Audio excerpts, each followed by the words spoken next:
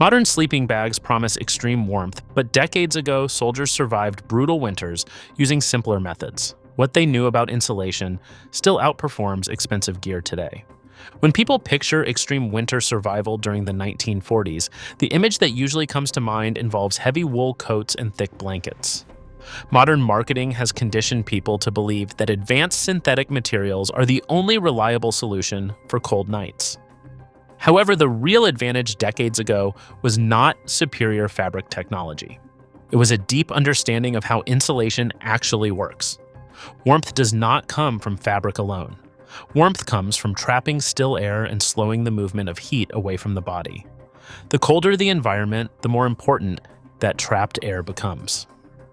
People during the Second World War did not always have access to high-end equipment, yet many endured brutal winters because they applied simple physics consistently. The method relied on maximizing loft, minimizing moisture, and insulating against the ground.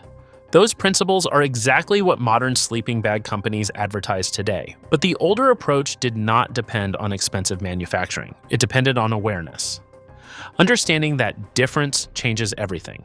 Once air becomes the focus rather than thickness, insulation stops being about brand labels and starts being about structure. The foundation of this approach began with layering done correctly rather than excessively. Layering with intention instead of bulk. Many people assume that adding more layers automatically increases warmth. In reality, piling on clothing without strategy can reduce insulation by compressing air pockets and trapping moisture.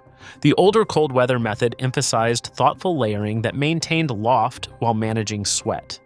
The first layer stayed close to the skin and absorbed moisture. The second layer created space for trapped air. The outer layer blocked wind without pressing down too tightly.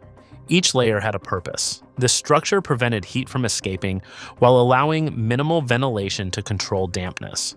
Wool played a critical role because it maintained insulating value even when slightly damp. Cotton, on the other hand, absorbed moisture and lost warmth quickly. This distinction was not a minor detail. It was a survival-level decision. Understanding material behavior mattered as much as quantity. The same logic applied to bedding. Blankets were not wrapped tightly around the body. Instead, they were draped in a way that preserved loft. Compressing insulation reduces trapped air, and reducing trapped air reduces warmth. This small adjustment created a noticeable difference overnight. Layering correctly laid the groundwork, but moisture control was the next hidden factor that elevated this method above simple bulk. The overlooked power of moisture control. Cold weather does not eliminate perspiration. Even in freezing conditions, the body releases moisture continuously. When that moisture seeps into insulation, the trapped air becomes less effective at retaining heat.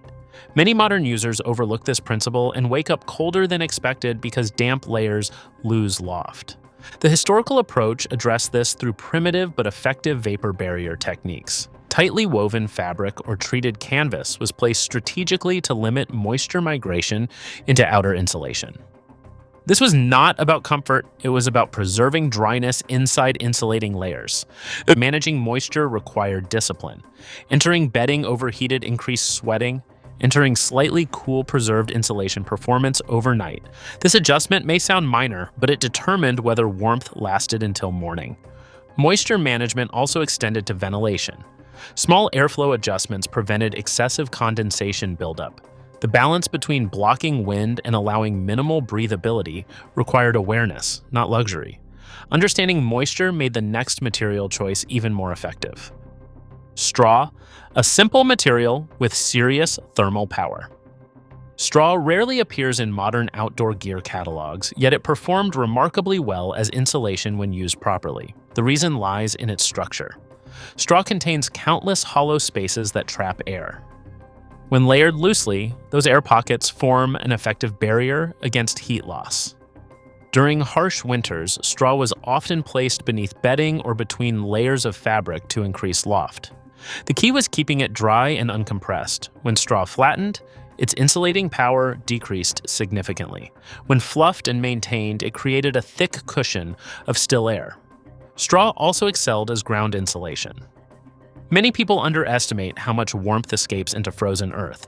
Placing straw underneath bedding reduced conductive heat loss dramatically. This method often provided more benefit than adding extra blankets on top.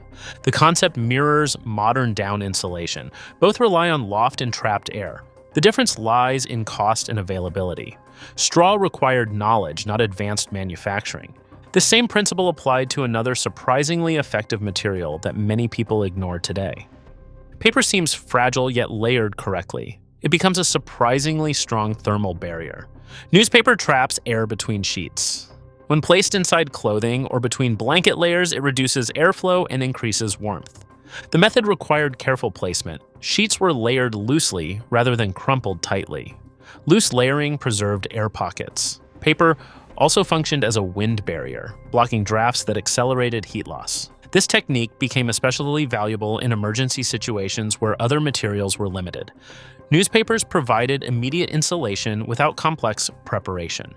It demonstrated that understanding airflow mattered more than premium fabric.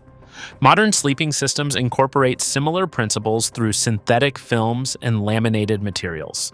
The science did not change, the presentation did. Ground insulation remained one of the most decisive elements of this approach. Heat loss into the ground often exceeds heat loss into the air.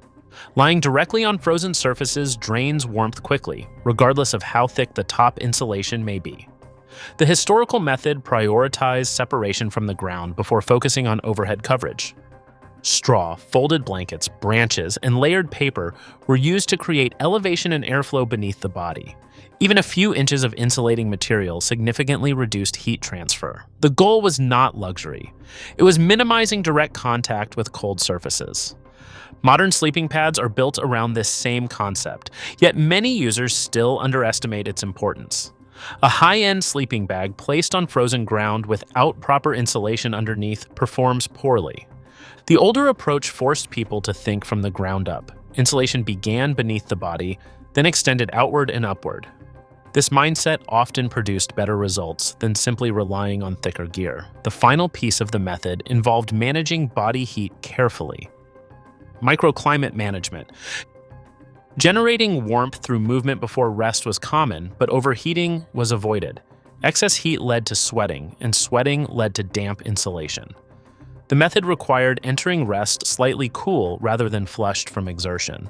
Small ventilation adjustments allowed moisture to escape without allowing cold drafts to penetrate deeply.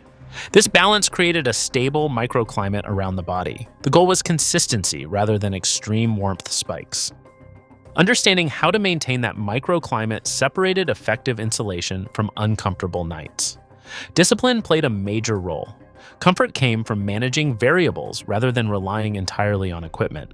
If breaking down historical survival science like this helps sharpen preparation, subscribe now and stay ahead of the comfort-driven mindset that weakens real resilience. All these elements combined created a system rather than a single trick. Why this method still competes today. Modern sleeping bags benefit from lightweight materials and laboratory testing. However, they still depend on loft, air trapping, and moisture control. When those principles are ignored, even expensive gear underperforms. The WWII-era method worked because it applied physics consistently. Layering preserved air pockets, vapor barriers reduced dampness, straw and paper enhanced loft, ground insulation minimized heat transfer. None of these steps required advanced technology. The real lesson is not that modern gear fails. The lesson is that understanding multiplies performance. When principles guide preparation, warmth becomes predictable. When branding replaces knowledge, comfort becomes fragile. Cold weather survival remains a science of air, dryness, and separation from cold surfaces. That science has not changed. The cold weather survival approach from the 1940s was not glamorous. It relied on accessible materials and disciplined habits. Yet it often matched or exceeded modern systems when applied correctly. Expensive equipment may simplify the process, but it does not replace understanding. The true advantage lies in knowing how insulation works, how moisture behaves, and how ground contact affects warmth. Consider whether current cold weather preparation depends entirely on specialized gear, or whether it includes knowledge that can adapt when equipment is limited. Because when conditions become harsh, principles endure longer than products.